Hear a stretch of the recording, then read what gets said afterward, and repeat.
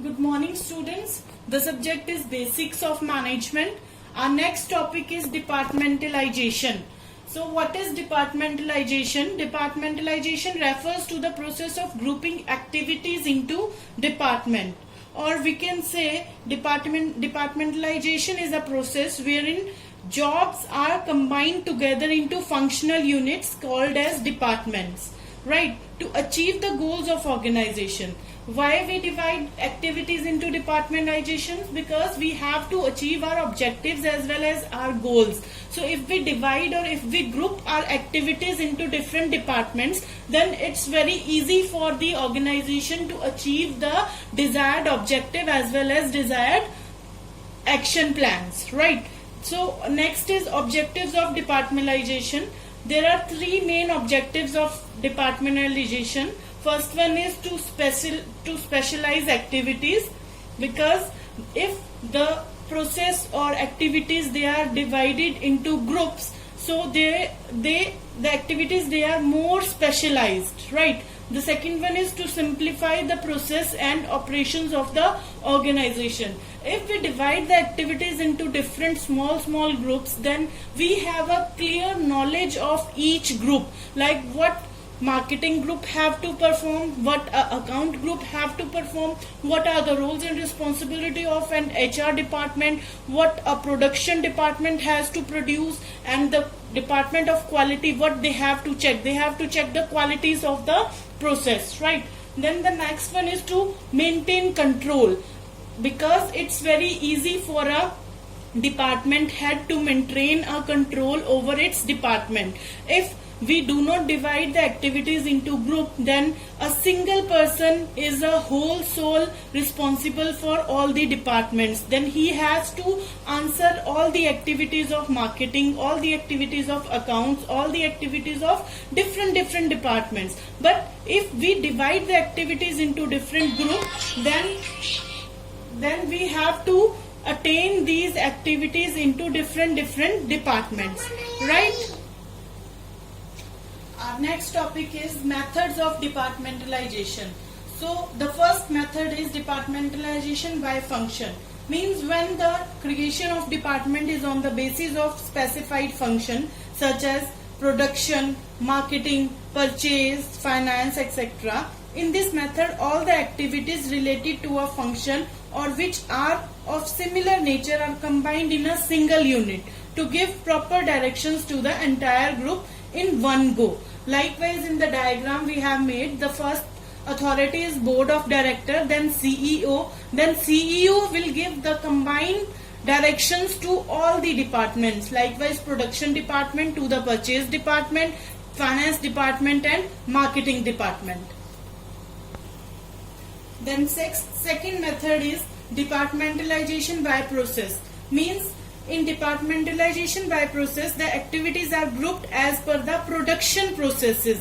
These departments required manpower and material so as to the carry out operations, right? Likewise, in the diagram we have so the CEO will give instructions to general manager, and general manager will give instructions to the process of flow. Like if there is a production of something, then general manager is responsible to the spinning department, like how the process will flow from spinning to packaging, like spinning, then weaving, then dyeing and then packaging. General manager will take instructions for the production department as well as the quality department, and he will check whether the process is on regular or continuous basis or not.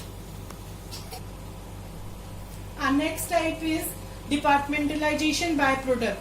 Departmentalization by product means when the activities related to product development and delivery are combined into a particular division, right? It is called a product departmentalization. It is appropriate for large scale multi-product enterprises. This kind of departmentalization is suitable for large scale of unit where the product means production is there, where there are so many manufacturing of product. Likewise, in the diagram we have said that there are so many products, product A, product B and product C, and these all products they are looked after by production department, they look after by engineering department, they are looked after by design and research department. So this kind of model is suitable for large scale of companies where they have a multi-dimensional production unit. And our next type of departmentalization is departmentalization by customer. So departmentalization by customer means the grouping of organization according to the different classes of customer or client. It focus on special customer need. Means if we do departmentalization by customer, then our focus is on customer. What is the demand of customer? Likewise, in marketing department, we can say what a wholesale customer demand, what a retail customer demand, what a export customer demand. All the customers, they have different needs and desires. So departmentalization by customer focus on the demand of customer, and according to the demand of customer, they will produce product and they will sell product into the market.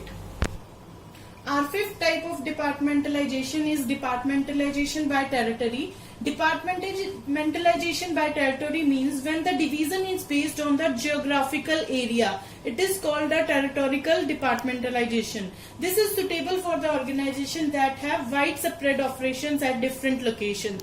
As you know, geographical means different type of locations, right? If an organization have a business in different locations, then this type of departmentalization is very suitable for the organizations. Our sixth type of departmentalization is departmentalization by project. It means in a project departmentalization, the organizational activities are classified by differentiated or special ventures or activities.